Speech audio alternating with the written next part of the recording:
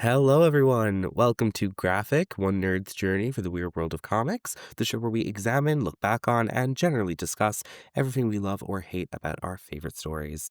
My name is Evan Cunningham, and I'm your host for the next however long. What am I even doing here? Oh my God. I am so excited to finally be starting this show. I have had this idea in my head for a little while now, but I have wanted to do a podcast for ages. And so when I finally decided to do one on comics, I knew it would be the perfect mix. And so I'm really excited to be here today. All right, for this short first episode, I want to get into some details you'll need going forward. Think of this like the recap at the start of an issue, telling you all about what's going on currently. First, I should probably introduce myself. My name is Evan Cunningham. I am 19 years old. I'm from Ireland, not that you could tell based on my very American sounding voice. And I am a huge nerd. Always have been, always will be. Now, I'm not a snob. I'm into plenty of stuff. Main interests are Doctor Who, musicals, Disney, Dungeons and Dragons, etc.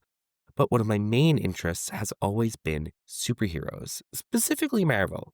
This journey started off how it does for everybody with the TV shows and the toys. When I was a kid, I loved Marvel cartoons like Superhero Squad, which is such a nostalgia, Ultimate Spider-Man, which honestly does kind of hold up, etc.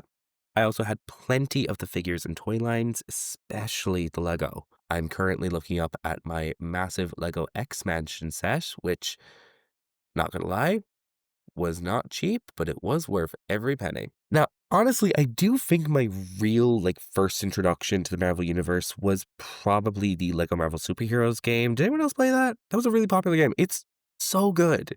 It's so good. And it has everything. It has Fantastic Four and X-Men. It's not limited like the other Lego games were. It's just, oh my God, I'm never going to shut up about that game. It is so good.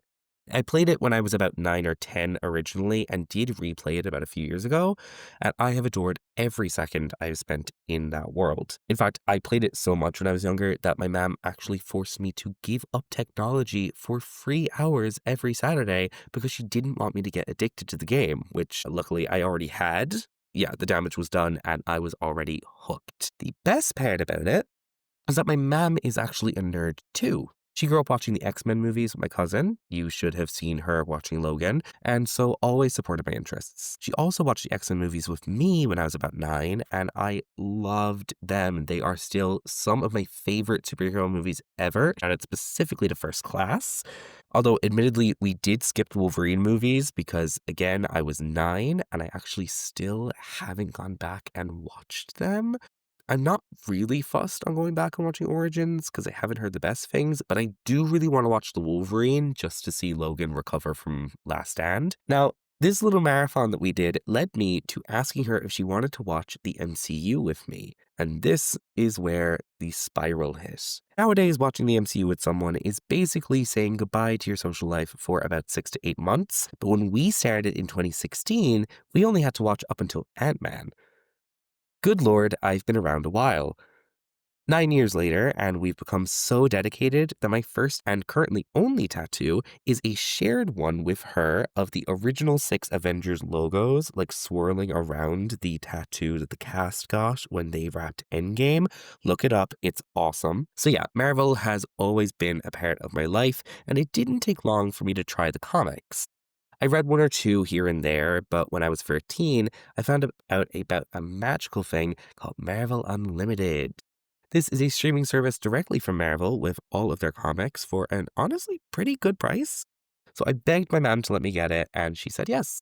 I only used it for a few months, mainly read X-Men spin-offs, but I did really enjoy it, and I ended up re-downloading the service a few years later when I was 15, just after WandaVision. At this period of time, it was crucial in my nerdy development. It was when I discovered all of my favorite characters in series, like the Runaways, the Young Avengers, Miss Marvel, all of them. Still, I did end up canceling the subscription again due to noticing I hadn't been using it that much. But even so, when something's meant to be, it's meant to be, and third time's the charm. I repurchased it for the final time in 2023, and have had it for almost 2 years, and now actually about to switch to an annual subscription. It's been an amazing source of reading, and I love the service so much. I highly recommend it to anyone trying to get into Marvel. It's a great source. Now, as for DC Comics, that journey is a lot more recent. I always had a passing interest in them, mainly in the Bat family, but I have had my fair share of experience. I'm a huge Arrowverse fan, specifically of Flash and Supergirl.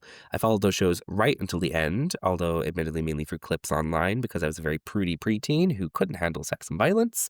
But still, I loved these shows, and I have seen the first couple of seasons of Arrow, which are masterpieces. I also adored Stargirl when it was airing, and she's probably still my favorite DC character to this day. Seriously, DC, give my girl more to do. It's so good. This show is amazing. Her comics are amazing. Give Courtney Whitmore more of a presence. Please, I will do anything. I'm also one of the few out there who thinks Titans was underrated. Seriously, that show had great fight scenes, a cast with amazing chemistry, and some of the best twists and plot lines I have seen in a while. I know I'd probably hate it if I read the comics first, but as a show by itself, it got so much better after season 1, which is when everybody was bashing it and had already made up their minds. However, my time with DC Comics truly started this summer with the release of the new Superman movie. I saw the movie a few days after it released, and it changed me. It was heartwarming, emotional, and powerful in ways I hadn't seen in a superhero movie for years, so it inspired me to finally give some DC Comics a read.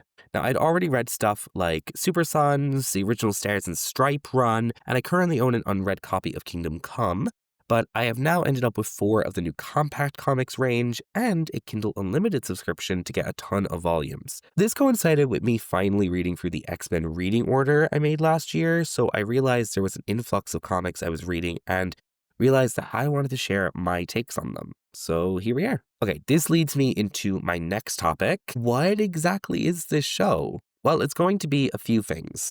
First and foremost, it's a reaction podcast. Every time I finish a comic I'm reading, I'll be making an episode to review and examine it, talking about the characters, settings, writing, storylines, etc. But in between reviews, there'll be other episodes that'll be part of their own offshoots. Now, the offshoot I'm most excited to make is the X-Binge. This will be extremely similar to my review series, but be solely focused on following the X-Men reading order that I made. I'm currently in the middle of reading through this one and really excited to get through it all. Another offshoot I'll be doing is reprints, where I'll talk about comics that I've already read before starting the podcast. Expect to see things like the 2015 James Robinson Scarlet Witch series, Runaways, the Dark Phoenix saga, and basically any appearance of the Young Avengers. I always find it fun to revisit series I've already read because I'm always coming back to them with more and more context for the characters in the world. And the final offshoot we'll be doing is How To. These episodes will look at how to get into comics through many different methods, recommendations for where to start with certain characters, etc. I'm really excited about this one because it's exactly the type of thing I loved looking at when I started reading comics, and I still love to research reading orders and recommendations to this day. Now, even though this show is focused on comics, I will definitely be subverting this topic occasionally to talk about other nerd-related things, like Comic-Cons, recent movies and TV shows, or reactions to announcements, so expect some of that sprinkled in on top. And finally, it's time for the housekeeping. First, episodes of this show will be released once a week. However, they'll be written as I read the comics, which means an episode script could be written weeks before it's recorded and released, so keep that in mind. As for offshoots, they'll be released every second week, so it'll go mainline review episode, then offshoot, then mainline review episode, then offshoot, so on and so forth. In the meantime, you can find us on Instagram at Graphic Nerd Pod, where I'll post updates, fun stories, and some clips of the show. So if you're missing me between episodes, just head on over there. All right, I think that's everything for me. Now, if you're left wanting more, I have also uploaded our first graphic review episode covering Superman for all seasons, so go give that a listen. Thank you all so much for tuning in, and I'll see you in the next issue. Goodbye and good luck.